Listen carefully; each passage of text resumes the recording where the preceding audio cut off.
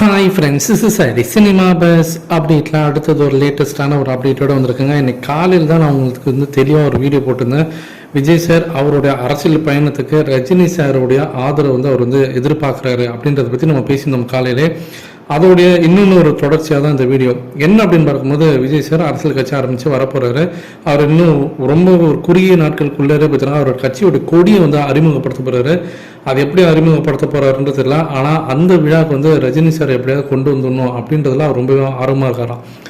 ஏன் அப்படின்னு பார்க்கும்போது ரொம்பவே சிம்பிளுங்க. ஏன்னா விஜய் சார் வர்றது வந்து அவர் வந்து சிஎம் ஆகணும் அப்படின்ற ஒரு கனவோடு தான் அவர் வராரு.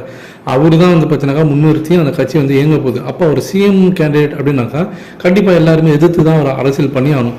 திமுக இருந்தாலும் சரி, அதிமுக இருந்தாலும் சரி, பாஜக இருந்தாலும் சரி, எல்லாருமே நீங்கள் எதிர்த்து சிஎம் கேண்டிடேட்டாக இருக்கக்கூடிய ஒவ்வொரு கட்சியும் நீங்கள் எதிர்த்து நீங்கள் அரசியல் பண்ணி தான் ஆகணும். அப்படி இருக்கும்போது அவங்க யாருமே உங்களுக்கு ஆதரவு தெரிவிக்க மாட்டாங்க. இவர் வந்து ஒரு புது பிளேயர் உள்ளே வராரு. அப்போ அவருக்கு எந்த ஒரு கட்சியும் சாராத ஒரு நபர், ஒரு பெரிய செலிபிரிட்டி, ஒரு பெரிய விஐபி அவங்க வந்து ஒரு ஆதரவு கொடுத்தாங்கன்னா அது அவருடைய அரசியல் பயணத்துக்கு ஒரு பெரிய என்கரேஜ்மெண்ட்டாக இருக்கணும் அப்படின்ற மாதிரி அவர் நம்புறாரு.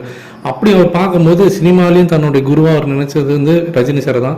இப்போ அரசியல்லையும் வந்து ரஜினி சாரை வந்து நம்ம கைக்குள்ளே போட்டுக்கிட்டாலோ, இல்லை அவர் நமக்கு ஆதரவு தெரிவித்தாலோ, இல்லை நம்ம சொல்லி அவர் வந்து கேட்டு நமக்காக ஒரு குரல் கொடுத்தாலோ நம்மளோட அரசியல் பயணத்தில் அது ஒரு பெரிய மாற்றத்தை ஏற்படுத்தும் அப்படின்ற மாதிரி அவர் நம்புறாரு. அதுக்காக தான் ரஜினி சார்கிட்ட டேரக்டாகவே சந்திக்கிறதுக்கு இப்போ அப்பாயின்மெண்ட் கேட்டிருக்காரு.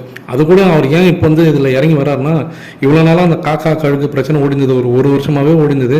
அந்த ஒரு ஈகோவில் வந்து அவர் வந்து ரஜினி சார்கிட்ட கேட்கறதுல அவர் தயக்கம் இருந்தது.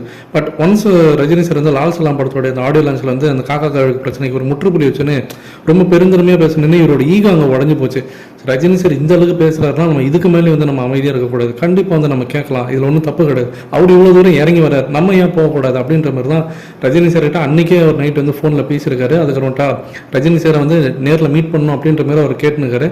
பட் ரஜினி சாரோட தரப்பில் என்ன சொல்கிறாங்கன்னா, அவர் வந்து ஃபுல்லாக அந்த ஷூட்டிங் பிஸியில் இருக்கார். ஸோ அந்த இதெல்லாம் முடிச்சுட்டு வருவார், அப்போ நீங்கள் தாராளமாக மீட் பண்ணலாம் அப்படின்ற மாதிரி அவங்க சொல்லியிருக்காங்களாம். ஸோ ஒருவேளை ரஜினி சார் இப்போ வேட்டையன் படத்தோட ஷூட்டிங்லாம் முடிச்சுட்டு அவர் வந்தார்னா மேபி ரஜினி சார்கிட்ட ஒரு அப்பாயின்மெண்ட் கேட்டுட்டு நேரில் கூட விஜய் சார் வந்து நேரில் போய் சந்திக்கிறதுக்கு வாய்ப்புகள் அதிகமாக இருக்குது அப்படின்றது தான் இப்போ டாக்ஸ் போயின்னு இருக்குது. ஆனால் அவர் ரஜினி சார் வந்து நேரில் அழைப்பாரா, ஃபங்க்ஷன்லாம் கலந்துக்க சொல்லுவாரா, அவரோட விழா மேடையில் அவர் ஏற்றுவாரா அப்படின்றதுலாம் நமக்கு தெரியாது.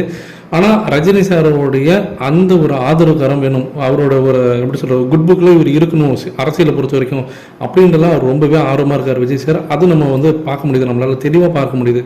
ஸோ அப்படி இருக்கும்போது கண்டிப்பாக ரஜினி சார் என்ன முடிவு எடுப்பார், இல்லை அவர் வந்து தயக்கம் தெரிவிப்பாரா, இல்லை வேண்டாம்னு சொல்லிட்டு விலைக்கு வந்துடுவாரா, அரசியல் மட்டும் வேண்டாம், ஆதரவும் தெரிவிக்க மாட்டேன், இதுவும் சொல்ல மாட்டேன் அப்படின்னு சொல்லிட்டு அவர் நியூட்ரலாக போயிடுவாரா அப்படின்றதெல்லாம் நம்ம வெயிட் பண்ணி தான் பார்க்கணும் ஃப்ரெண்ட்ஸ்.